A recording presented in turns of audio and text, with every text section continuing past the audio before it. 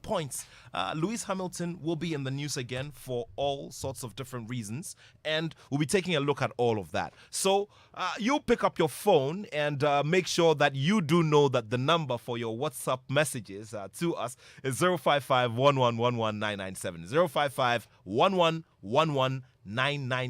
here on the Joy Sports Link on Joy 99.7 FM. Before we start all of it with the action as we preview the Singapore Grand Prix, we will get down to a conversation that Muftau Nabila Abdullah had with Ghanaian-born FIFA high-performance trainer Faisal Chipsa. Now, he has been raising some very key elements of issues that we need to start taking a look at very, very critically as we look forward to becoming a high-performing nation when it comes to our football. Away from that as well, this week we heard the announcement of the cancellation of all games in the Ghana Premier League. And of course, this is for another 2 weeks until the courts determine whether they will grant an injunction being sought by Ashanti Gold Football Club, who have been suspended to the second or third tier of Ghana football based on a match-fixing scandal that they were involved in some seasons ago. So how do these clubs, take care of each other? How do these clubs ensure activity? And how do they take care of the gaps that will be created, especially on the side of financing? Well, all of these are up for discussion here on the Joy Sports Link on Joy 99.7 FM. Thank you so much for making the time to be with us this afternoon. We are definitely airborne, and thank you very much for joining us once again. Once again, to all of our friends who are joining us away from, from here, just make sure to log in on YouTube, and we're going to be live there on YouTube as well. And of course, you are welcome to bring in your thoughts and your comments. Well, as we go along, that goal by Thomas Partey, which was giving Arsenal a cool, smooth 1-goal advantage over Tottenham Hotspurs, has been cancelled by good old Harry Kane. So it's Arsenal 1, Tottenham Hotspurs 1.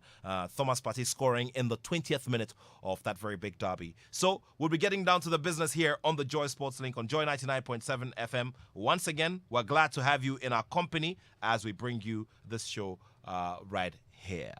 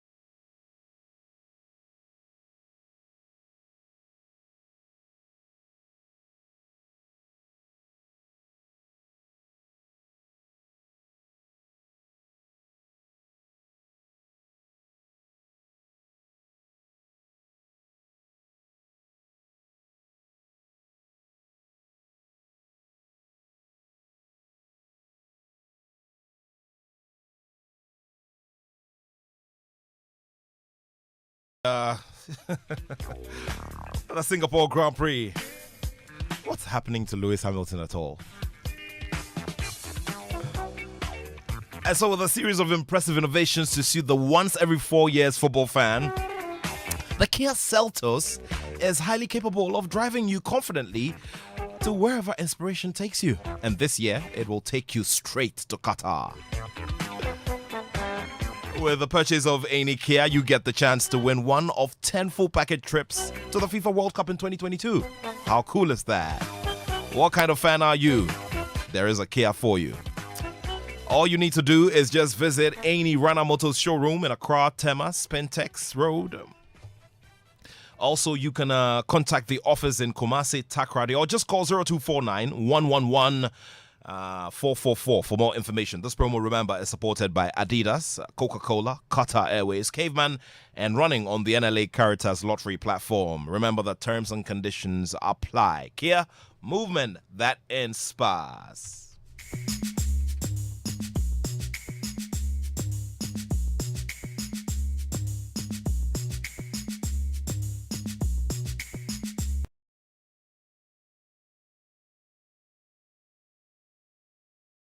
Brazil generated a lot of talking points. And there are those who said, well, we expected it to happen. The Brazilians actually even did us a favor by winning by 3-0 because they took their foots off the pedal. Okay, is that the case? Now, this zeroes into a bigger conversation about our football development and what aspect of our game we're focusing on at this stage. I'm talking about in this stage of our journey as a football nation. Joy Sports Mufta Nabila Abdullahi will be bringing us a conversation with Ghanaian-born FIFA high-performance trainer Faisal Chipsa.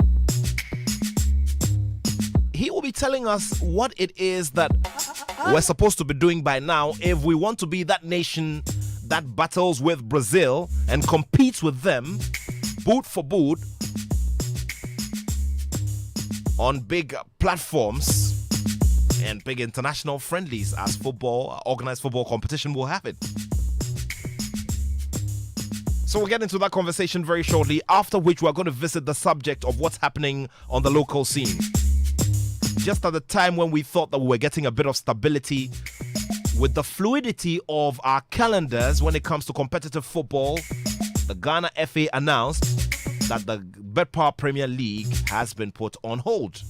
And it is for the simple reason that they need a fortnight's buffer for the courts to determine whether an injunction request brought before them by suspended Ashanti Gold will be granted. If it's granted, it will mean that we're plunging into further trouble. The clubs will be sitting idle. Where does this take us? What are the clubs going to do at this time? Interestingly, within the space of 20 minutes, about 48 hours ago, the Ghana FA had also suspended or fully banned the president and CEO of the club. We'll be talking about that later on. But right now is a very good time to get into Formula One business. Some of our friends are already there stationed in Singapore, getting ready to be part of the fun and all of the action. But Kwabena Poku joins us virtually to have a quick conversation about what we should be expecting. Okay, Kwabena, good to hear you. It's good to see you as well. How's the weekend going? Hello? Yeah, Kwabena, I can hear you loud and clear.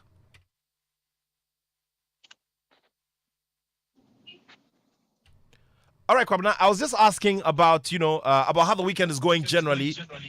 But you tell me as well. I mean, ahead of this competition, there's a lot of conversation once again about about Lewis Hamilton and some sort of disciplinary trouble he's gotten himself into ahead of the race. Can you let us into it and let everybody understand what the dynamics are?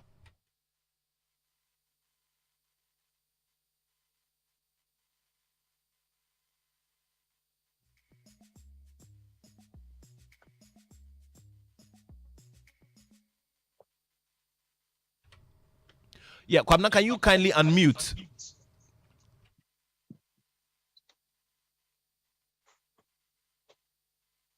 All right, then can you hear me? Yeah, can you hear me now?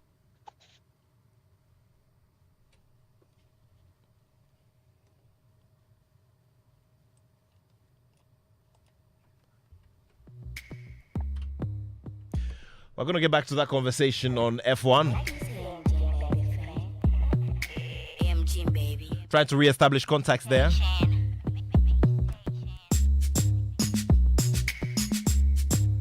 Jerome Attoh is a senior editor and a columnist, as well as a pundit. He's got thoughts on these recent developments, including developments with some of our key players. Thomas Partey is in action as we speak. It's a 1-1 situation between Arsenal and Tottenham Hotspurs. Important thing to note here is that Thomas Partey on the 20th minute scored. And remember, this is his injury return. What does that mean, and what will the implications be for our game as we prepare for the final preparatory game for the Black Stars as they build up to the FIFA World Cup? Also, do remember that we're still bringing you the Joy Sports or World Cup tales on the Joy News and Joy Prime channels. Always follow us on our socials for updates on those. Jerome, great to see you here this afternoon. It's good to see you. It's a wet mid-morning stroke afternoon, eh? Yeah. Driving through the rain, it's some way. Yeah. It's crazy. It's been raining all. Yeah. I didn't know it rains like this. In September, climate change issues, eh? I tell you. Global warming. Yeah. Good to see you. Yeah, lots of interesting things to talk about today.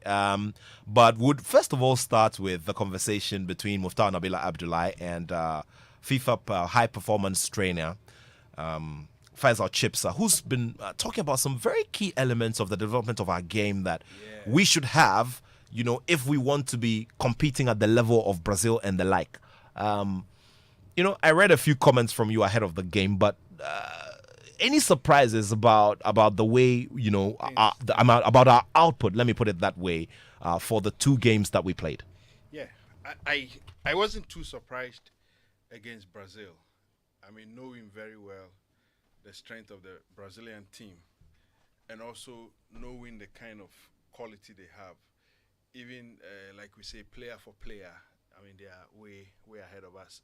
So I wasn't too surprised with the result, or let's say the outcome.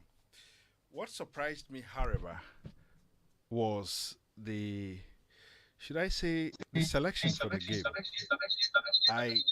I thought that we were going to start with what you would call our best. Okay.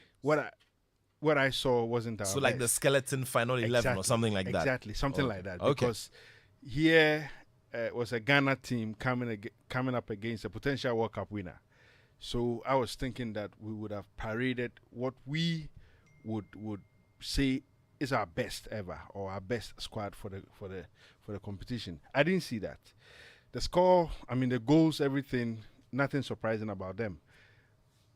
My other take would be what the coach said after the game, that some mistakes were made. I mean, he made mistakes, and that he was going to correct those mistakes.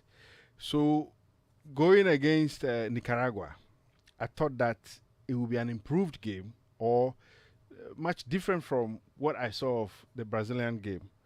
Unfortunately, I've said that if those mistakes were corrected, then the conclusion I have is that we don't have a team really capable of meeting the expectation of Ghanaians. And I have said that I would prefer to be pleasantly surprised in Qatar than to hold any high expectation and then we go into Qatar and those expectations will be crushed. So, during the week, I put up a post on my social media, especially on my Facebook page, and I asked, what if Ghana had won the game against Brazil? And I had some very, very interesting comments. Yeah, I know. Michael Otieje was like, Charlie, why? I know. So I mean, I think we could have done far better than we did against Nicaragua. The play for me wasn't exciting. A lot of disjointed play.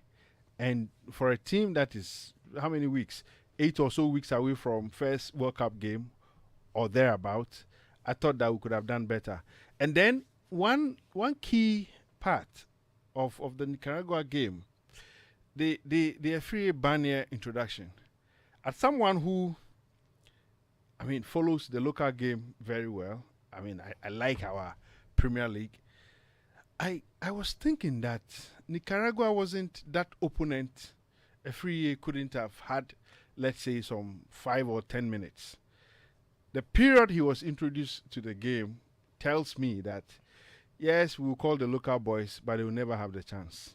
If at all they'll be given the chance, the time they will be allowed to play wouldn't be anything significant to really judge them.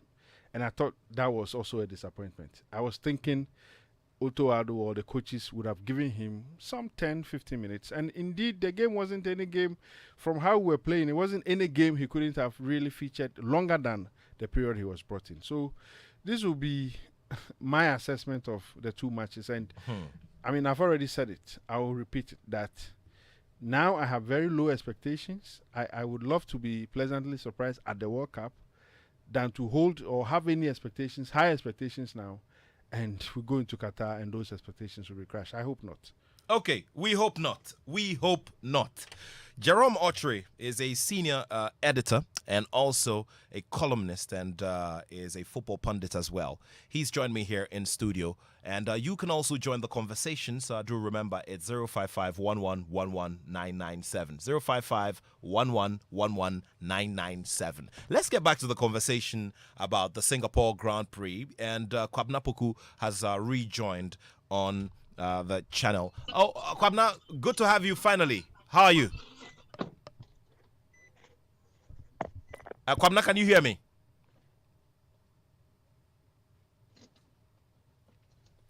Okay, so seems like we're still having some difficulties. So we're going to bring you this full conversation between Faisal Chipsa, who is a FIFA high performance trainer, and Joy Sports Muftau Nabila Abdullahi. Well, major conversations, after which we're going to be doing a breakdown of some of the key elements of that conversation. And of course, after that as well, we zoom in on the bit about Ghana, not having a top-tier league at the moment, or an active top-tier league at the moment. Why? Because Ashanti Gold are fighting their demotion from the Betpower, the Ghana Premier League, which is now the Betpower Premier League. All of these and more are here on the Joy Sports link on Joy 99.7 FM. And we're always glad to have your comments and your contributions. And so you'd have to join us with your comments and your contributions. Remember, the WhatsApp line is 055 1111997. We resume the conversations after this message. October 1st is here again. Yes. Ghana's premier 5-star hotel, Labadi Beach Hotel, brings you another exciting edition of the biggest beer festival in the world.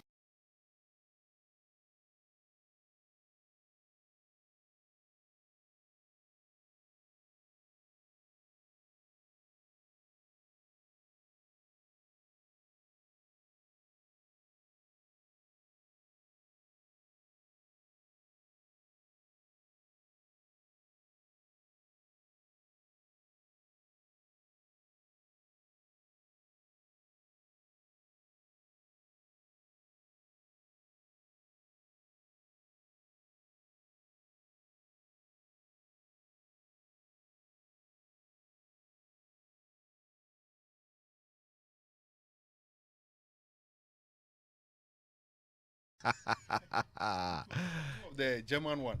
We have a Ghanaian version. Okay. So I'll be inviting you to October. Well, so let's just take a listen to that conversation between Muftau Nabila Abdullah and Faisal Chipsa. He is a FIFA high performance trainer, and he's got loads and loads of thoughts, especially about the way we're organizing our football and what it should be, especially when we want to play at the highest level. We'll be doing a massive review of that conversation, as well as what's happening currently. It's still Arsenal 1, Tottenham 1 in the English Premier League. Thomas Partey on the score sheet after making a return from injury. A lot to talk about here on the Joy Sports Link. Hello everyone. Thank you very much for your time. Thank you, Mustafa. How are you? I'm doing good. How are you too? good. How's life going? We're managing, we're surviving, so no complaints. I was reading about you recently, and I noticed that over the years you've always been someone fixated with the technical side of football, right? Yeah, I don't know. If you ask me, what, maybe 15 years ago, if I was going to go into that direction, I probably would have said you're mad. Because, How? yeah, no, it, you know, when I was done playing, I never thought I was going to go into administration side of football or coaching or management. I was just looking forward to my career in computer science because that's what I graduated with in Delaware. But then after 6 months into that, I realized this is not for me. You know, although I love computers and I love to play around and all that, that wasn't for me. There was a big piece of me missing, which was time on the pitch, you know, around the game, around football. And then I just got into it as a volunteer. But right away, you know, I found that happiness back. And then I started to look at areas in the game that I can get involved in, and now here I am. But how did you get into football in the first place? I grew up here. I know. Okay, so I guess that's where the passion came from. And Okay. just like every other kid in Ghana, you grew up around the game. Yeah.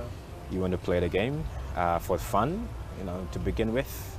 And then you get to know you can actually make a living out of this and still get paid while you're having fun. So, you know, it comes with all the sexy stuff. Passion you plus. know. Exactly, exactly.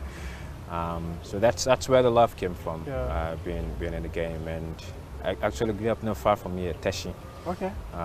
where I used to watch, you know, the Charles Taylors, Richard Kingston, Samir J, Eli Kingston, lots of beautiful players have come from Teshi. So I used to watch them, Okay. you know, as a ball boy, and I guess that's how everything started. You actually started as a ball boy? I did. Tell us that story. My time though, look, it was, you know, it was only the rich man's son that has the ball, and usually not the good ones. So when they're not in, that means there is no football to play. You know, so for us to actually have a chance to play, we would just go around, you know, the teams at that time that were training. So while we were serving as ball boys, that was an opportunity to actually kick a ball or find a group of guys together, and then, you know, we get yelled at all the time because instead of us focusing on the game, we are actually doing our own thing. That's where it all started from. Your beginning, how was it like? Not for football, but family side, because you just mentioned that those days, for you to actually have the privilege of kicking the ball, you needed to have a father or a mother who could afford one. Yeah. How was your beginning like? Quite humble one? Very humble beginnings, I would say. My parents were very, very keen on education. Fortunate for me, I had an older brother, Yusuf, at that time that I could look up to. But it was clear to me that, you know, I had to focus on education, you know, and even my brother, it took some divine intervention for him to actually play football, because there were times where he would go out and play and then come back and then tell a different story, you know, until we got to a point where one of our neighbors just said to my parents, look, your son is gifted, you know, so you should allow him to play. And my dad was like, okay, if that's the case, then the only time he plays if you get your schoolwork done. Your homework done. You know, so that's how he started, and I just, you know, was watching the whole thing play out, and I got into it as well. And then I think the breakthrough for us, more for him, was when he was invited to the national team. Yeah. And that's when I think my parents realized, you know what, maybe we should allow him to do it. And he was very successful with it. At the same time, he was still studying. We all had to help, because at that time, I remember when he would be at national team camp, I have to drive to KNUST, Kumasi Poly at that time, pick up his lecture notes, find a way to get it to him in Winneba at that time, the national team. Wow. He would come home on Friday, take his exams, go back the next day on Monday to camp. So I watched all of that. Yeah. It wasn't easy. Yeah. It wasn't easy. So, but he managed to do it, and that's when I realized, you know what, I could actually do it as well. And then I just followed the pathway. So credits to him. I think he laid the foundation and pathway for me. In terms of the level that you wanted to get to, kicking that physical object called football, did you get it? I think so. It was difficult, but I think so. Yeah, I think so. But you know, Yusuf dominates the conversation when it comes to playing the football. But you hadn't come into the picture. Tell us the whole story of your football career and all that. It's not as sexy as Yusuf's career, I can tell you that. But for me, again, I started from the coast football. Yeah. You know, just like every other kid, and you just play the game because you love it. Yeah. But then I was fortunate enough, you know, throughout the course, I went to Prempeh College for my senior secondary school. Again, still played. I captained the team to the 2004 group that won. Sounds there with Capito. The Miller Games at that time. Okay. And then I was very privileged that I received an athletic scholarship to go to US and study and play at the same time. At that time, I wasn't really, you know, keen on doing it. You know, I didn't think football in US at that time was big.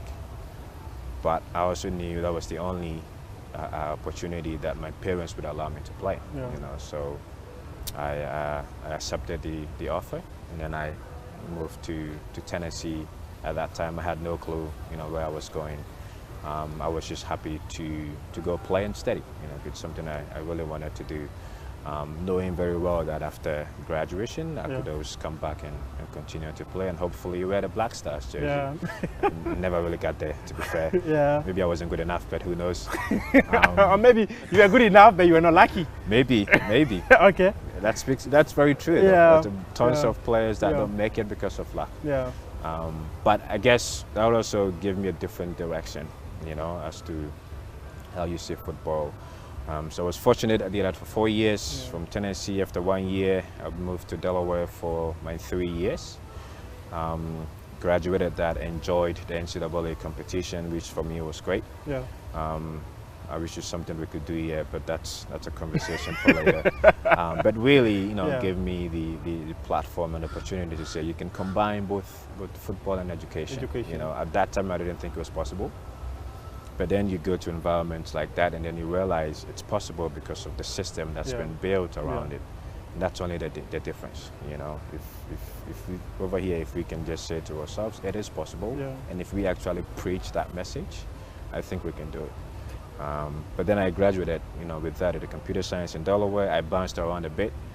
My brother was in Sweden at that time, so I went to Sweden. I tried my luck.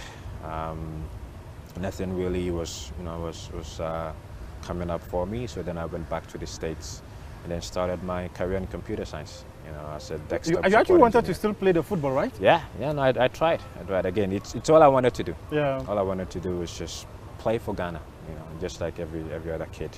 So I bounced around, realized, you know, maybe it's not for me. Yeah. You know, it's not for everybody.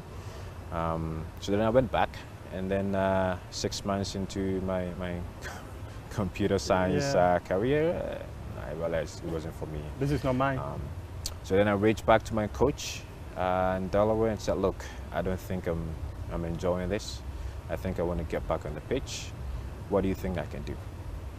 And then he said to me, look, you've got a computer science background. At that time, analysis was booming at that time. It was the perfect time for me. So then he offered me a volunteer position to be on his coaching staff, help out with, you know, laying out cones and being the link between the staff and the players. Then I took it upon myself to invest in performance analysis because, again, I was very good with the computers and how to manipulate that. Then I started my coaching licenses as well, just to understand football a bit much better. Than being a player. You know, it's totally different when you play the game. You always think about yourself only. But when you get to coaching and how to teach that and transfer that knowledge, you need to understand people. Yeah. You know, so I took my badges, I took all my performance analysis courses, Started as a volunteer, no pay. 6 months in, I realized this is what I wanted to do. So I quit my job and I went into football as a volunteer. Wow. Luckily enough, my wife was very supportive at that time. Yeah. I married very young, so she understood that this is where I belong. So she held, the relationship and the financial support and all of that while I quit my job into football. Then after 6 months, I got offered the full-time position as one of the assistant coaches, and that's where everything started. That's everything started. But do you have some disappointments because you never played for the national team? Yes, because I always wanted to wear the jersey and Yeah. stand in front of the crowd and sing the national anthem. That's all I wanted to do. But again, I realized quickly that it wasn't for everybody. If you look at the number of kids or population in Ghana, only few that would get the privilege to actually do that. I even know that more now because of what I'm doing. Yeah. That it was a privilege to actually play the game for us. But you can still help, grow the game, which is exactly what I'm doing now. At what point, Faisal, did it occur to you that I could become one of the biggest technical brainers we have in football? I don't know if I'm one of the biggest. I'm just citing an example. I get people tag me with that a lot, but anytime I hear that, I question myself, like, is it me? That is you. I'm talking to you. I know. I still ask myself. Like, you still ask yourself, because if you take a look at people within the game, and people listen to you, people talk to you, they go like, this gentleman, his understanding of the game is on a different level. No, I still think I've got more to learn, and I even more now after meeting Arsene Wenger, who privileged to work with. Yeah. He's still learning, and he says that all the time. For somebody who's done everything in the game. We learn daily, but that does not Exactly. take away the fact that Exactly. you are still considered one of the guys with some of the biggest brains when it comes to football within the region.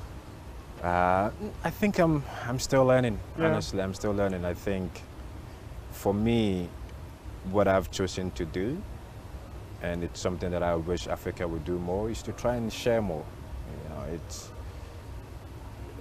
We don't do that a lot in this region and this continent. For some reason, people feel, I know this, so I get to experience this. I want to keep it to myself, and I don't want to share. And I don't think it helps us grow.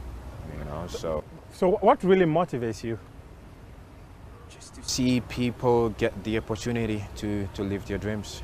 I was given that opportunity at a very young age, and my former boss said to me, look, you're in a very privileged environment. If you ever get to a stage where you can give back what was given to you, don't hesitate. And that's been, one thing that I've always carried with me, that if you find yourself in a position to share more or to give opportunity to kids or anybody at all for them to live their dreams and be better, don't hesitate. Don't hesitate at all. And that's how I've lived my life in football and outside football. How important was it for you to accept that volunteer role that was handed to you by your coach? It was a very, very tough decision to take. And the reason why I did that was I wanted to invest myself more and educate myself more in football.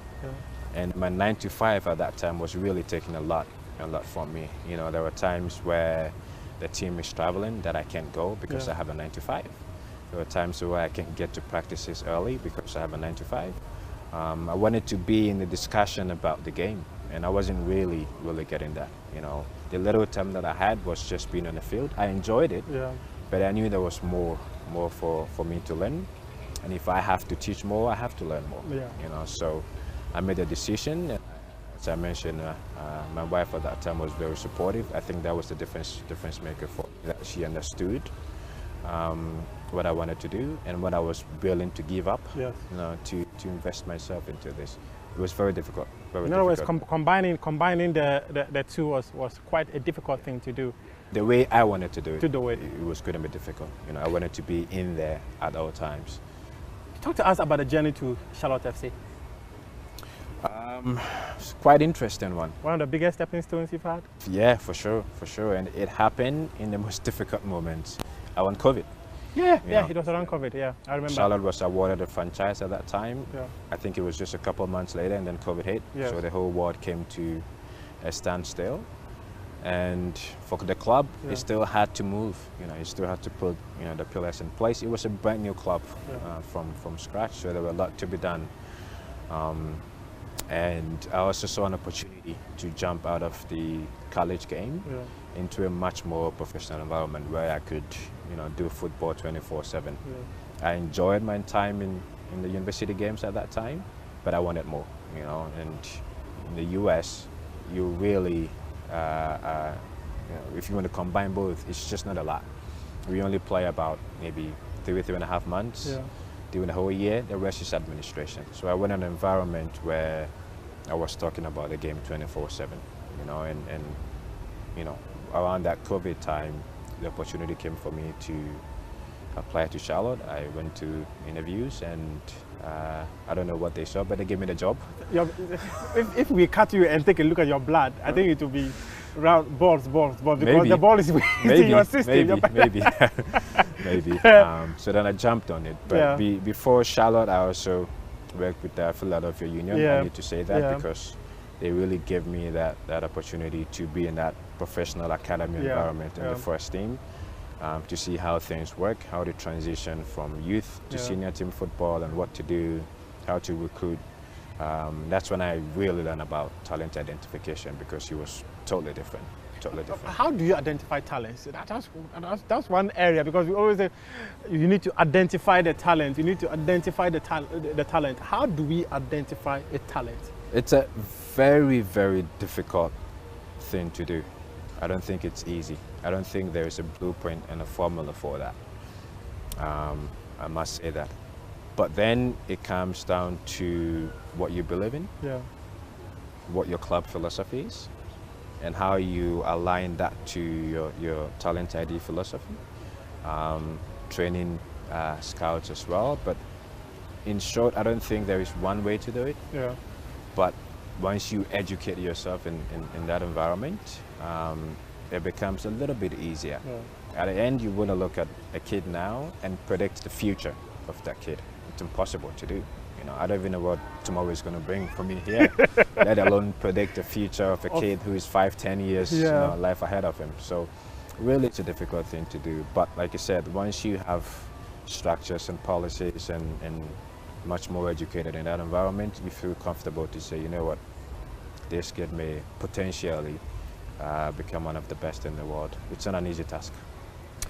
If you just joined us, we are having a conversation with Faisal Chipsa, a high performance specialist with FIFA, and he's been talking to us about his life journey. His life is basically football. I think his DNA is football. And one thing I would like to actually understand is the role high performance specialist. What actually is that about? But we'll get there pretty soon. Faisal, tell me, if you take a look at your journey all the way to Charlotte FC, and even at Charlotte FC, you were the head of recruitment, right? Yeah, I was head of academy recruitment, Head of academy recruitment. Yeah. And that actually meant that you had a responsibility of getting talents that will suit into the Charlotte FC model. Yep. And subsequently build a team that can compete in the LMS, right? That is true. That was the task, and it was a difficult one. If you look at North and South Carolina, which is where the team was based, huge. I think over 50 million people we are talking about here. So to begin with, you have to understand the football landscape first. Wow. The culture of North and South Carolina as well. You also have to understand the club's vision and the club philosophy. What kind of footballers are we looking to bring on into the first team? The profile of positions. You need to understand all of that. So even though I was the head of the academy, I was also working with the first team department, because at the end, the talent we spot and find and bring into our development should be the ones that we think can compete in the first team in the MLS. So I had to help with defining the club philosophy, the model of football, the profile of players in each position, what are our talent predictors, because talent could mean anything. Somebody with height is a talent. Yeah. Somebody with speed is a talent. For us, so we needed to define what talent actually means first, and that has to be shared across the club, and then the scouts that we're working with, and then the clubs around us as well, because a lot of what we do depends on your job. Yeah. So when they are identified players, we can go everywhere. Yes. So it's important that we form networks all around the north and south of Carolina and beyond, so that way when they are recruiting players, they can think of what it takes to play at Charlotte. Okay. So we have to provide them with that education as well and resources, so they make our job become easier. So again, you're managing a lot of pieces when it comes to talent identification and educating a lot of people as well. So the jigsaw was quite huge that you needed to fit in. Yeah. Yep. So I needed to understand that landscape first before I can actually go out there and talk about, who So would be. what was the definition of talent for you in driving the Charlotte FC agenda? So we came up with what we call talent indicators that when we go out, we look for, and that's what the club came up with. Every club I think should have their own, because football is not one way. It's different, however you say it. So those 5 predictors is what we would educate, our scouts and clubs on that. When you are developing players or looking for players in your environment, please look out for these key, qualities and characteristics here, because we have interest. We look at intelligence, we look at mobility, we look at technical ability, we look at aggressiveness. And again, not to say this is what you should look for, but this is what the club came up with, because that's what we sort of think is a DNA in every player that would fit in our environment and eventually to the first team. But a lot of education has to be done in terms of scouts and coaches for them to see football the way we want to see football. So how long did you do that? I was in Charlotte for a year. Yeah. Yeah, it's sad because FIFA came knocking after a year, and it was really a job that I enjoyed, because I walked into an environment where there was nothing. Yeah. I had to come up with a department, find scouts, hire people, come up with all this education. So really it was an opportunity for me to build something from scratch. And it was going very well. I was really enjoying it, to put it together. Fun. I did, really did. But I just didn't, stay long enough to see everything come to a conclusion here. But I was happy to see that some of the kids we identified at that time have now signed for the first team. So clearly it tells me we were up to something good, So like how many players made it to the first team? 2, I think, have signed. Oh, wow. Yeah, one very young, a 17-year-old, who had his debut against Chelsea. So imagine a 17-year-old signed to first Yeah, team your contract. fingerprints are already everywhere. Yeah. So I was hoping, to go back and I think I'm probably going to go back someday. You're probably gonna Someday. I think the fans of Charlotte FC will be happy to No, hear for that. me, I want to, because unfinished business for me. We started something really, really good, and I wanted to see it. I wanted to be there when the first academy graduate move into the first team. Unfortunately, I've missed it, but I think there is still more to come. At what point did FIFA come knocking? FIFA came in.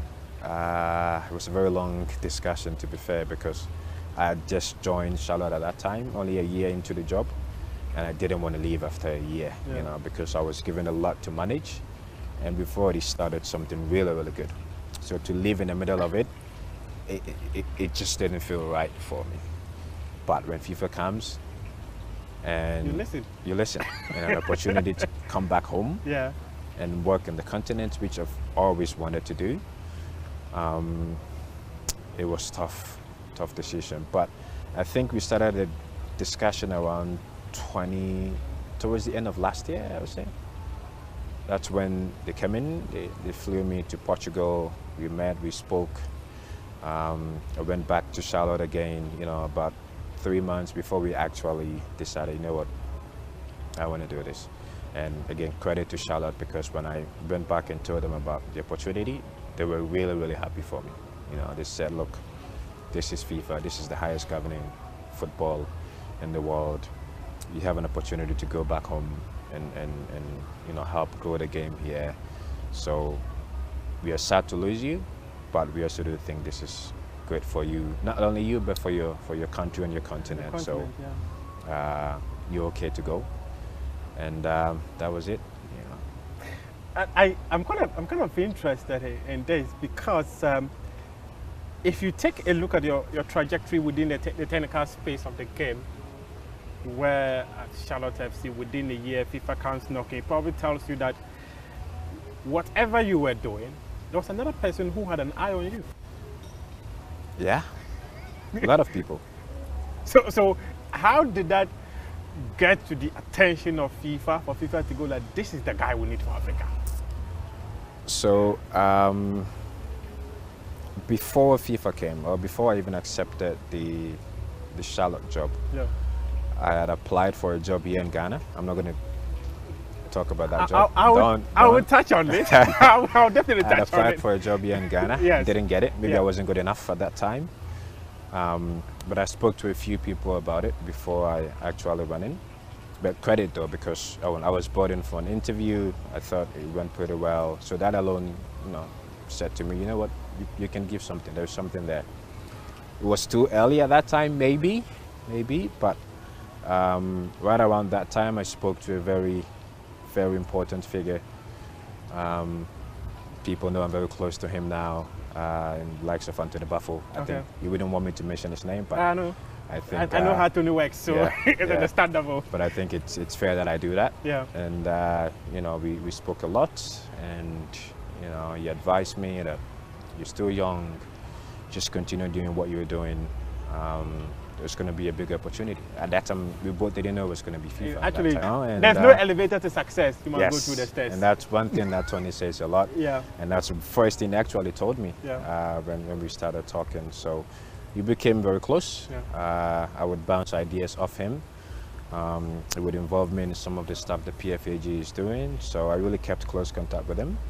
And then when the opportunity came for FIFA looking for somebody here on the continent, he thought of me. Yeah.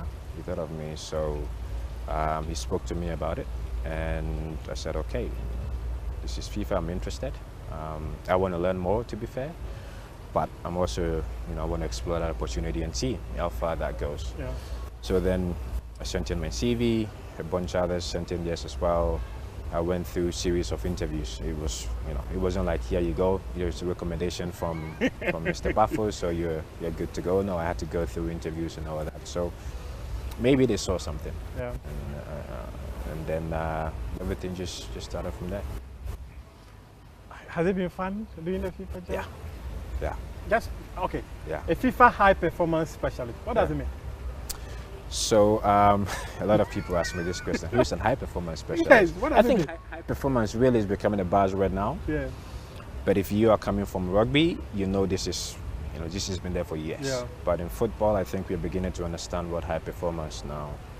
But really, if I could break it down to the simplest form, I would say, you know, doing the right things at the right time, all the time, for a long time, which is tough to do. Even in our normal lives, it's tough for us to do that.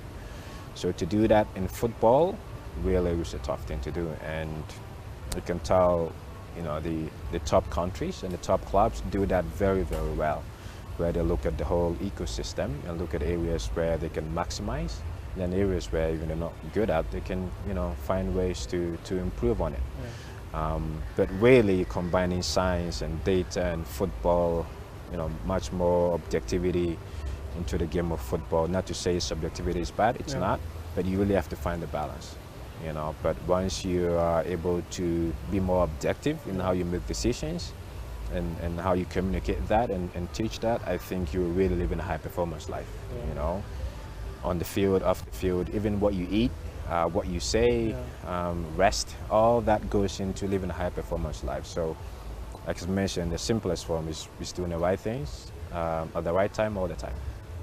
So what basically? So my job now, again, it really, this is a new program that FIFA has brought to life, where when Arsene came in as the chief of global football, he was brought in to help grow the game globally. And goal 6 of FIFA's vision now is to increase global competitiveness. So FIFA wants to get to the point where 50 countries are in a position to compete and win the World Cup.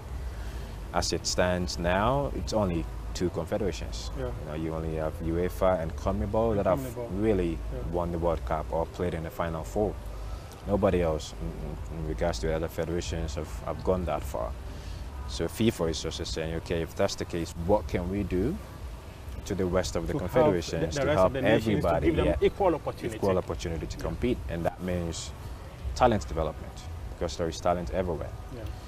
But if you're not really living a high performance life or practicing high performance and giving every talent a chance in your country, then you're not maximizing your potential. So they form a small team around Arsene to work with the countries in talent development. So we look at the talent development ecosystem, national teams, coach education, academies if there is one, talent ID and development, domestic competitions. We go into the countries and analyze all those areas and then come up with some recommendations. Not what FIFA thinks, but based on what the rest of the world and the top countries have done. So we did an ecosystem analysis of the 205 member associations, and then we came up with some of the best practices that the top countries have done very well. And I must say, a lot of credit to those countries, because they could have easily said, we don't want to share this. We don't want to share this. And you mentioned earlier, it's important to share. Exactly. We just want to be the best in the world for a long time. So we're not open to sharing with everybody else. But all the countries agreed to do it, and they shared all the information, their practices, the system. So now we collect all that data and information. We've come up with a global report, to say this is where you are as a country, and this is what the top countries are doing. So you can compare and look at areas where we can help you as the high performance specialist put together a strategy, a policy, a philosophy to help you maximize your talent in your country. So our job as high performance specialists is to work directly with these countries. With the federations. Exactly, with the federations, and to maximize their talent. So you're representing Arsene Wenger in Africa? I don't know if it's if it's the best way to put it, but I'm helping Arsene, work in the country. You are the brain of Arsene Wenger in Africa. I wish. Because that's a very big brain, man. That's a very big brain. You are the representative of Arsene Wenger. I don't know if it's the best way to put it, honestly. But who are you in Africa? I'm just working on behalf of FIFA for Africa. And you send your report to FIFA? Yeah, I do. You visit countries in the continent, put together reports, educate them on some of the best practices. If I say educate them, it's like I'm coming with the solutions and the answers. I don't have it. I don't have it. I'm also learning as well, but we play a role as a thinking partner. Let me put it that way, because when I go into those countries, I don't go in and impose. I don't go in and say, this is what you have to do. I go in and say, this is what you have based on the report that was given to you by FIFA. These are some of the things you should consider. Remember, every country is unique. Because a talent in Ghana, the definition of talent here in Ghana is different from Cote d'Ivoire, or Nigeria, or South Africa, or Tunisia, or Algeria. Everybody would have to define what talent means to them based on the culture and all of that. So again, we pay very, very much attention to that. But my role is to sit with the MA, the Member Association, and together find out with some of these solutions. I may not have all the answers. The ones that I do, again, I go back to FIFA, or I can reach out to other member associations that have, the answers to that. And then we'll try and compare and come up with the best of solutions. So really, we are all learning. We learn as we move on. How many countries have you visited so far? A lot, but we're still more to come.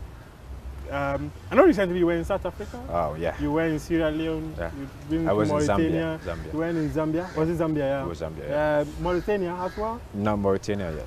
But I'm still Mauritius. there's still more to come. Yeah, Like, there's still let's some. forget about the countries first and talk about where see, I've been. The point is that I just want to appreciate the mammoth of responsibility that you have in terms of growing the game in the continent. Yeah. So every single member federation of FIFA, which is from the continent, you have a role of assisting them. But like you mentioned, you do not have the answers to everything. You take a look at what they have and what they can add. Yeah. So that basically means that if you go to the Ghana Football Association and take a look at their template, Choose somebody else. Don't choose Ghana Football Association. Okay. Why do you have to choose Ghana if you Football go to the Association? South Africa Football Okay. Association, Yeah. SAFA, and you tell them that based on the report FIFA has got, what you're doing so far is 35%. Yeah. You have a 65% more to go. Yeah. If you want to be able to meet the potentials Yeah. and the talent Yeah. you've got in this country, these are the things you would have to do. That is basically what I want to appreciate. You know, It's clear now. you mentioned something. You mentioned that you applied for a job in Ghana. What was that? It was the technical director position at the FA at that time. That was the time the FA had mentioned that they needed a technical director. Yeah, I recall that. And tell us what happened. Nothing happened. Something happened. Nothing happened. No. To be fair, Yeah. again, anytime I speak about this, I always say thanks to the FA. You know, when I sent in my application, I wasn't really expecting The job. a job or even a callback, honestly, because I knew at that time I was still young. But it's not. I get it. Yeah. Young in the job. Okay, you were I'd young in the acquired job, I some understand. experience. Yeah, I understand. And did it. If it's now, I would say I'm much more ready Yeah, than I think it was 2-3 years ago. yeah. 2-3 years ago. So, but they still gave me a call back. The president called me. We exchanged text. I went through the interviews with them, but it was a good experience for me. You know, it really opened my eye a lot. I was away for a long time too at that time, so Yeah. I really needed to understand the football landscape here a little bit more.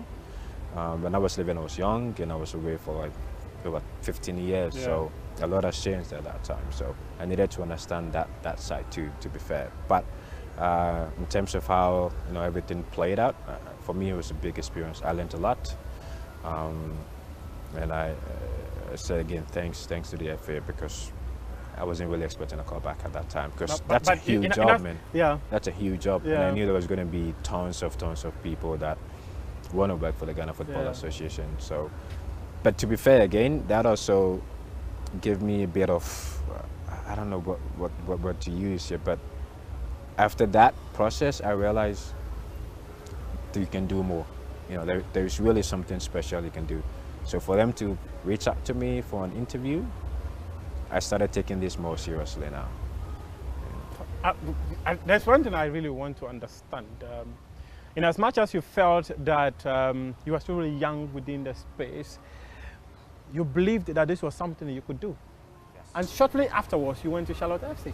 Yeah. That clearly tells us that Exactly, that's why that there's probably something within you that the panel you met did not see, but the people who set up. I wasn't good enough. That's what it is. That's quite subjective.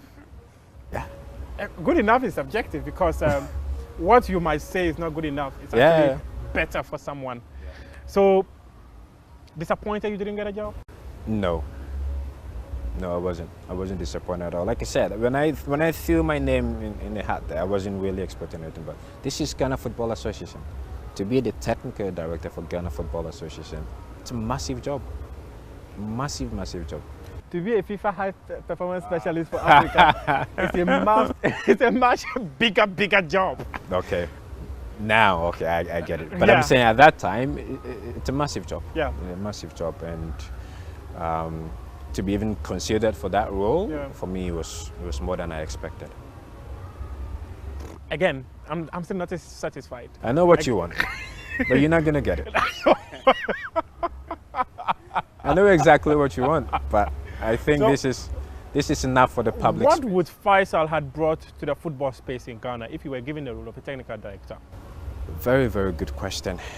At that time, I felt we needed a bit of structure, needed a bit of discipline, Yeah. bit of direction as well. And we needed somebody just to lead, football in the country. And that was those things that I was hoping to bring. I've seen structure, I've worked in structures. I've been in the youth development, so I understand the youth. I know the opportunities that are out there. I understand the culture because I'm from Ghana. I grew up here, so I lived through the coast system and all that. Yeah. But the one thing that I was really, really looking forward to bring is the discipline the game. in terms of manning a technical directorate there. And again, when you travel around Africa now, you realize what African is not so much of the technicalities of the game, but really it's just the discipline to do the right things all the time, okay, every single time for a long time. Yeah. That really is where I think Africa is lacking. What are the right things?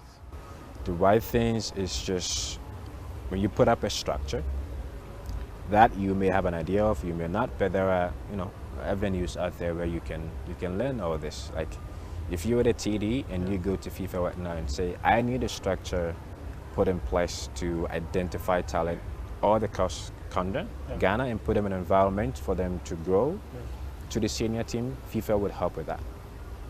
Okay? Yeah. FIFA would give you all that help. Yeah. But then when FIFA gives you that help, it's up to you to come back here and see to the implementation. What is right, what has to be done, who are the people that we need to put in positions with the right qualification and competence. Yeah. That's where the high performance life comes in, because if you're not really motivated, it's easy to just plug in things that may not be right, and that's where we're lacking. Based on what you've witnessed so far, you didn't get a job, someone else got a job, but based on what you've witnessed so far, are there more things that we need to work on? Of course, yeah. And this is not just Ghana, this is everywhere. Even the top European countries will still tell you there's more to do. So there is always room to improve for sure. But again, of course there's more to do here, let me put it that way. Tell us, in terms of percentage, and based on the FIFA Global Report, in terms of percentage, where is Ghana? I can't speak about that. No, it's not. No, seriously, I can't. It's very confidential. It's I a really understand contract that. I really understand that. But I want to have an idea about how much of work that Ghana must do. I don't think you even need the report. You can look. You've been in the game for a long time. Yeah. If I ask you right now, a kid in your village. Yes. What's your village? Do. Where is that at? It's in the northeast region. Northeast region. Okay. Do you think a kid up there has the same opportunity as a kid in Accra? No. When it comes to finding. In fact, growing up, I did not have the opportunities like case of Accra. Okay, Because so- I grew up from there. Yeah. So until we get to a stage where we can see a clear pathway, and say, every kid, regardless of where he or she is born in the country, has the same opportunity as the ones here, then there is more work to be done. Is that actually what FIFA wants? That's what FIFA wants. That's not what alone FIFA wants, but I think that's what every country should do. And don't forget, when the quality of football at the World Cup is improving. Nabila Abdullah of Joy Sports and FIFA high performance trainer Faisal Chipsa, brother of Yusuf Chipsa. Both of them find themselves doing a lot in terms of the administrative side of football. Very interesting. Yeah, Very yeah, interesting yeah, to yeah. have. Sometimes you would have them, all of them in the game proper. I mean, playing on the field and all that. But this time, you have two brothers administratively doing something for the game, and it's good. I mean, these are the things you want to hear of. I mean, see all the time. particularly when, in the case of Chipsa, I mean, who played to some reasonable level and is giving back to the game or is doing something else with the game. Jerome, Faisal Chipsa spoke about structures. Yeah. And I mean, you look at what we've done now, the kind of template that we're running now, and you'd want to say that, okay, well, we probably may be making a certain level of effort, or we still are lacking behind structure-wise? I think we are making efforts, only that they are not enough. But I would take this than have nothing at all. Okay. Because it's like building. You start from the foundation, you lay one brick or one block, and then you build on that. I see it to be that way. But there are some fine things he said, which I don't know, but I think the FA is getting onto something like that. I mean, making sure that people in the game are properly educated, well equipped with the knowledge to drive the development of the game. Because you see, without that, there isn't much we can do. You need to have people who understand what they are doing and can also match up to the standard elsewhere. So, for instance, if you take the various programs the FA has been having for coaches, recently I saw one involving is it the video guys? I mean, the guys who work with video analysis, using that to analyze team performance and all that. These are things that I think some 5-10 years ago you wouldn't have seen Ghana or Ghanaian coaches or Ghanaians involved in it here. But now we have it here. So it is the way to go. You need to build capacity, teach people, open their eyes to new trends in the game, and see how they can also contribute to the game's development. Without that, if we leave it to talent, no, he has the skill, he can play, and that's it. We are never going to get to the top. That's why, this situation with this unexpected break in the Bedpower Premier League becomes very worrisome, in the sense that we saw the build-up to this season where some clubs, the likes of Swatreman, the likes of Samatex, showing what we regularly would not expect of Division 1 clubs. Yeah. It is because I always say, if you want the game to change, check the kind of people who are running the game. Because you cannot give what you don't have. You are going to give to the game what is in you. So if what is in you is not anything modern, it's not anything that has the capacity to change the way the game is run, then we are going to be stuck to the old ways of doing things. So if you find Samatex doing something new or doing something that, you rightly put it, it's not usually seen of teams that have qualified for the Premier League, I mean, particularly their first time. What it tells you is that they have people who probably are seeing things differently, who probably know that the way we've done things, I mean, it's not the best, so it ought to be changed. And mention of Samatex, somebody like Ed Monaka has been in football for a very long time. There isn't anything new you will teach him. So he knows, and he would be able to tell that we've done things this way, perhaps it didn't work, let's try it this way. And I haven't been to Samatex before. I mean, their venue, for example. I've not been there before, but I've seen pictures of the kind of work they are doing there. And even some of our Premier League clubs don't have these structures and the average infrastructure. Yeah. So we cannot leave our game in the hands of just anybody. It is one thing that I personally will not stop saying it. You need to have people with the requisite knowledge and experience to drive our local game in terms of development. If we don't get people who know what they are doing and are ready to stand by what they know and prosecute that agenda, I mean, development will not come. All those guys who are, I mean, today we will call them advanced. They didn't sit there. I mean, they were not just there and things happened.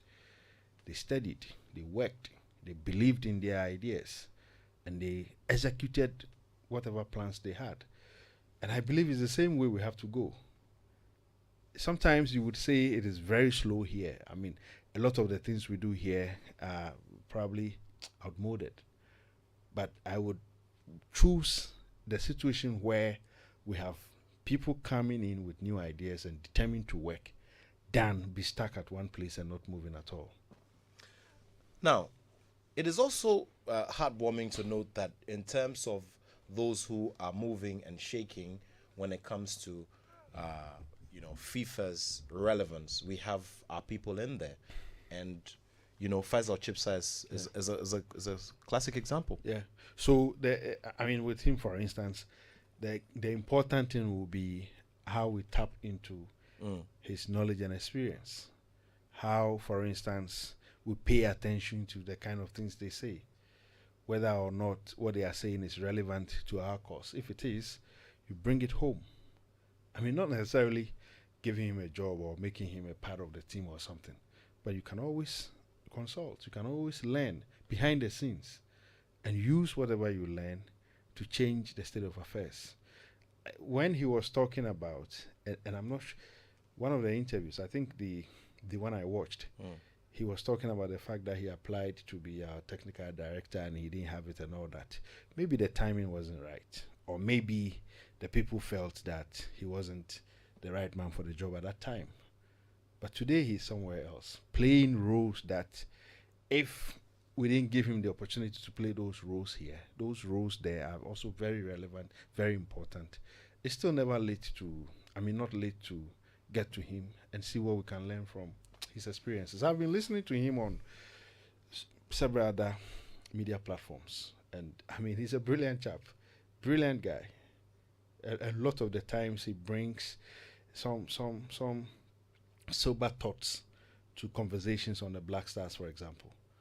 So you can tell that this is someone who knows what he's about, and then a lot of the things he says too are relevant. It is up to us to, get to such people and learn from their experiences. Now, would look at our scenario, our situation. Ahead of the start of the Ghana Premier League, which is now the Bet Power Premier League, we were all excited in the sense that for the very first time in a very, very long time, we have a sponsor for all three major leagues. The Premier League itself, the Women's Premier League, and the Division 1 League. Fast forward, there's a situation which was not fully dealt with, which at the time of Congress was not seen as a threat. As a threat, yeah. And today it has come back to bite all of us and would have to wait. Yeah, very unfortunate. Unfortunate in the sense that the feeling was that maybe for once we had broken away from that situation or that era where anything Ghana Premier League or anything Ghana football will end up in the court, and it will stifle growth, progress. People didn't know what was happening, when we were going to start and all that. I think for the first time we had some decent organization. I, for instance, wrote, and Muftar was always teasing me that don't be too hopeful. Maybe he was right, because I kept saying that this season, for instance, the preparation toward the start of the season for me is one of the best I have seen. You look at the capacity building for all the referees and all. Yeah, it's one of the best I have seen, because I saw the FA's program. They virtually stuck to everything in terms of timelines, everything they planned to do, and then went about it decently. Then the league starts, and 3 match days, everything comes to a halt. I won't say an end, but everything is suspended.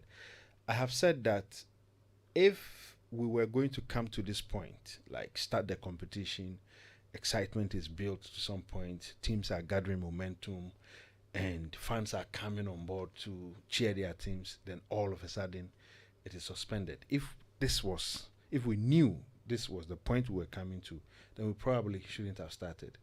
It would have been wiser or even good to have the FA deal with those Ashgold matters, to its logical conclusion. to the fullest point. Then, knowing very well that the issues have been dealt with, we go into the season. What we have now, if you are a sponsor, definitely you'll be concerned. I don't know what Bet Power is thinking. I don't know what the other stakeholders like StarTimes, for example, is thinking. But definitely this is not something any of them will be happy with. I'm not sure it is an issue they will even want to make public, but then they would have something going through their minds that, was it good even coming on board? Was it appropriate? The timing and all that, So it will be helpful if the FA, now that the issue is in court, we all have to be careful what we say. Exactly. But then I would anticipate the situation where we would have some sanity in the next few weeks. Even if not sanity, let's be clear what's ahead, because now we don't know. It's very likely, the case will be called on the 14th of October, this month, and then there's another postponement. Or the issues are not dealt with completely. We would have to wait again. And if it drags beyond, let's say, middle or third week of October, it means we are going into November. And in November, once the World Cup starts, per the FA's own program, the league will come to a break. We'll break for the World Cup. And that will mean coming back second, third week of December, which definitely will take us to next year. So let's just hope that whatever the issues are, they will be argued out very well in court. The judges, they are human beings. Much as they would want to stick to the law and make sure the right things are done, they will also look at the situation of our football and see where to place matters. So, all things being equal, we can have our game back as we would wish. We hope so too. I want us to spare some moments for the situation in our clubs. Yeah. Now, you're getting a big sigh of relief because there's a certain level of financial cushion that is coming in as a result of headline sponsorship. 3 games into the Premier League season, there is a halt. Now, some of the clubs are camping players, and they're incurring all sorts of costs, overhead costs, as a result of that. Because obviously there is no much activity, and you'd have to take care of these players as well. I don't know, like you said, we all don't know how long it will last, and they'll have to pay salaries as well. Of course, it's for no work done. Maybe in situations like this, it's a very difficult moment for the clubs. Yesterday, I saw training pictures of Kotoko, for example, and where I saw those pictures, it was on a WhatsApp platform, and somebody asked, "What are they training for?" They are training. We don't know when we're going to play. At least until October 14th, we don't know when we're going to play. But then the team was training. That is cost. You would think that because the league is on break, suspended, you would think that teams don't have to train. But if they don't train, how do they keep their teams in shape? The players are going to go rusty if they stay home 2 weeks without training. And this is cost. And what makes the cost a big deal is that you have no clear vision or clear sight of when I'm going to have matches played, so that if not for anything, let's say we play and get something from the gates, So it's a very difficult situation for our clubs, and it is not one thing that anybody will be happy with. I have not spoken to any club administrator yet, but I definitely know that these are going to be tough times for them. The next few weeks will be tough times for them, because it's not just the players they pay, they also have administrative staff. And the situation of our clubs is such that not many of them have, or not all of them have sponsors that have taken care of, are taking care of certain things. And even if they have sponsors, the sponsors expect that matches are played, so that if it is the match venues that they come to advertise on your billboards or stuff like that, they will get the necessary mileage or the kind of interest, whatever interest they have will be served. Here is the case. In the next few weeks, the league will not be played. So how will those interests be served? So it's going to be a very difficult situation for them, and as I said earlier, we will hope that in the coming weeks, when the case is called, we will have some definite conclusions and have the game back. Otherwise, I don't want to think of those scenarios, but it is something that is staring at us. If the case is not resolved by the middle of October or by the 3rd, or let's say even end of October, and we go into November with the league, start or restart of the league still not certain, definitely we'll be thinking of something after the World Cup, and that's going to be a big problem for the clubs. If you just joined us, this is the Joy Sports Link on Joy 99.7 FM, and we're live with Jerome Attoh, who's a senior editor and a football pundit as well. He's a columnist and is bringing his perspective on the issues of the suspension of the Ghana Premier League due to some legal matters, case brought to the courts by Ashanti Gold, who have been demoted and also had their president and their CEO also suspended fully. So these are all issues that are hovering around a successful or a smooth run for our Ghana Premier League. Now, if you've been part of this conversation from the start, if you just joined us, remember our WhatsApp line is 055 1111997. 055 1111997. Very, very simple, isn't it? Rhymes a little bit as well. 055 1111997. Join us with your thoughts as we look at this and how the clubs can get themselves weaned off all the anxiety that comes with breaks such as these. And of course, it just reminds you of that period when COVID-19 broke heavily and we had to deal with them, and all of these clubs just had to sit idle. Yeah, and that was COVID. It was worldwide, or it was all over the place. So you would say even that was more natural than this one. This one appears to be self-inflicted, or something that has happened as a result of our inability to manage certain things well, and it is localized. It's just us, those of us in the Ghana Premier League and not anywhere else. So it differs a little from COVID, but I understand the point about the implications. It's important we understand that if there are things we need to do to serve the interest of key stakeholders of the game, if we don't do them, we are going to come back and get them done some way, somehow. I have always maintained, in fact, I have maintained a position that I like order and discipline in our game. There must be order and discipline in our game, whether we like it or not. We need that atmosphere to ensure growth. Where there is indiscipline or there is disorder, you can't grow.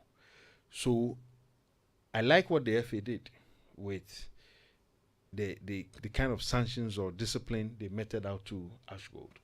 But then if Ashanti Gold feels that justice was not done or justice was not done properly, then they are entitled to, making sure that the right things are done. And that's up to them.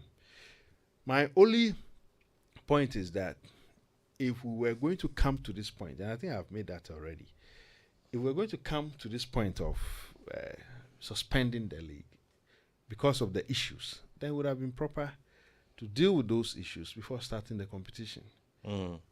But sometimes you won't have your wishes. So issues come and we must deal with them and move on. Issues come and we must deal with them. Indeed, words of Jerome Attoh, who's here with me in the studio. Now, let's do this message from Prosper Dominion in Dakuman. He says, Attoh is not fit to handle the Black Stars. Earlier, the Black Stars management took a wise decision. It will be better for us all. The earlier they take a decision, it will be better for us all.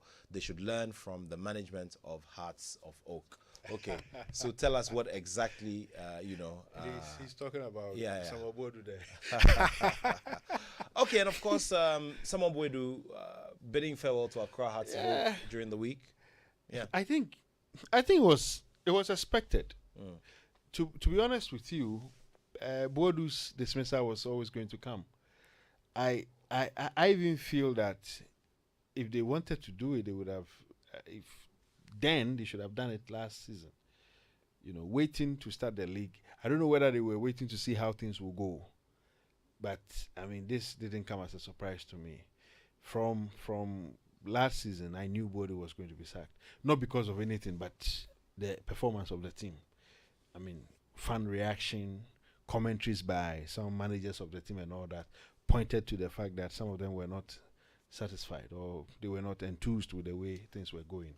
And this season, 3 matches, it's not been the best for Hearts of Oak.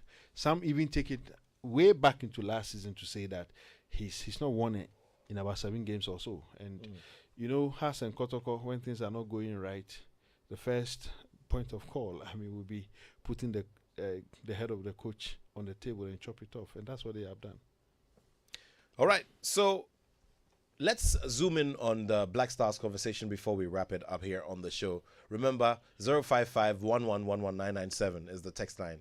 055-111-11997. In a bit, we'll also activate the phone line so that you can join us with your thoughts on these subjects. Now, Thomas Partey has contributed to what is now a 3-1 win, and what Arsenal will consider one of maybe the 5 most important games of their season, considering the kind of weight of opposition, beating Tottenham Hotspurs by 3-1. Now, it obviously must be relief for many a Ghanaian fan, especially considering the time of the year we're in and the kind of build-up we're doing towards the World Cup. Of course. And when I heard that he has scored, I mean, was it this morning or this afternoon's game, first thing I asked was he really injured?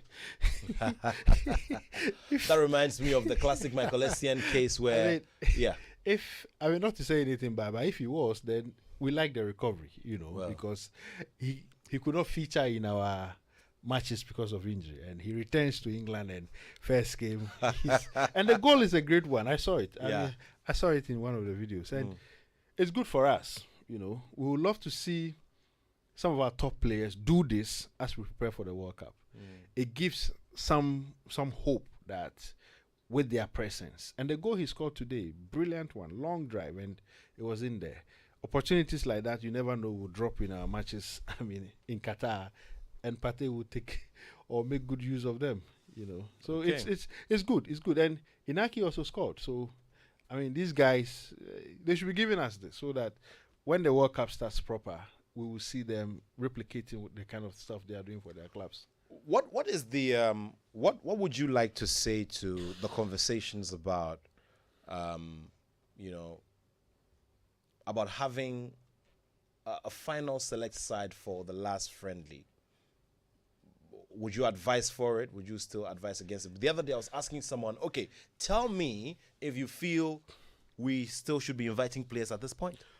Well, that's up to the coaches to decide. But from where I sit, I would go with what they say. Attoh said that, is it 60-70% of the squad, 70% of the squad were up for the friendly matches. I mean, those who came, 70% of them were there. I see. That's what he said. I don't know who else they would want to call, but then that is why we wanted to see something like a photocopy of what will happen at the World Cup in terms of parading the best. What we did, in my view, wasn't. It doesn't give me the exact picture of things. It was still patchy. So against Switzerland, maybe he would try that, but then we would see whether or not the players will also give the kind of performance you would expect, because it will be very close to the World Cup, and I'm not sure any of them would want to risk. 0302-216-541, 0302-216-541, 0302-216-541. And now with a series of impressive innovations to suit the once every 4 years football fan, the Kia Seltos is the highest vehicle in terms of capability to drive you confidently to wherever inspiration takes you. This year, the inspiration is taking you to Qatar. Now, with the purchase of any Kia, you get the chance to win one of 10 full package trips to the FIFA World Cup in 2022. Whatever kind of fan you are, there is a Kia for you. Just visit the showrooms in Accra, Tema, Spintex, Kumasi, Takrady, and also call 0249 triple one triple four. Okay, so 0249 111 444 for more information.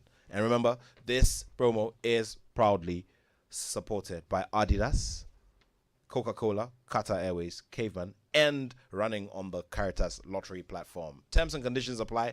Kia, movement that inspires. 0302-216-541. 0302-216-541. Let's get on the phone lines and speak to our first caller. Hello, good afternoon. Hello, Nat. Good afternoon. Hope you're doing well. I'm great. What about you? Yeah, I'm also doing wonderful. This is Hajima Joseph from tonight. Please go ahead, Ajman. Yeah, I think it's rather unfortunate that our team, the Black Stars, is not ready for the World Cup. You think so? Yes, because though we have the players, we have good players, but the time that we are gathering them to get the momentum, the cohesion, the togetherness is a problem. You see, for now, we are not having a team. I'd want you to also tell me something. I mean, you're talking about the time we're using to gather them for the World Cup. The teams around the world are doing the same. They're using the same amount of time. I understand you to some points, but Brazil, for instance, are having a solid team. Okay, it's because they've been together for a while. They've had consistent systems and all. Yes. You know, is it the team that played against Nigeria that you were able to qualify over them? Yeah. I mean, they got to know each other for some time. Now we need to fix in some new players who need to gather themselves, understand themselves for some time. Yeah. And now look at the time. And now I can tell you for a fact, the coach is not getting us the players, the first 11, the second 11. This is my problem. If we can gather ourselves within some short time, then we can play better football. We can make it because we have good players. But the timing is what I'm thinking of. Okay. Yeah. Ajman Joseph, thank you very much. 0302-216-541. It becomes a little worrying when you hear comments that do not repose enough confidence, or it probably is just the reality that we must just accept and move. It's the reality, and we just have to accept. I keep saying that. Look, you are there to do a job. Just keep to your job. People are going to talk anyway. Whether you sleep, you walk, or you run, people will talk. Keep your focus on the job and do it to the best of your ability. In terms of the timing, we are not going to have time to try any more players. We are not going to have time to even get the boys to play, as he was saying. Yeah, and because Jerome, I was having a conversation earlier this morning, and I was raising the same point about how time is not available anymore because of the relative formats of the World Football Calendar and all of that. It's not available anymore. But for the fact that this World Cup is in the Gulf, I mean, it's in Qatar, we would have played the World Cup and ended by now. Because the World Cup is played in June, July, every 4 years. It is because of the venue where it is now. That's why it's been shifted to November.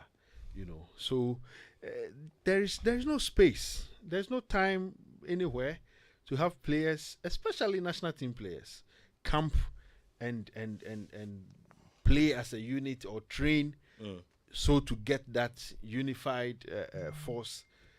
The last caller was speaking of. So we just have to make do with the situation we have on our hands and see what we can get out of it.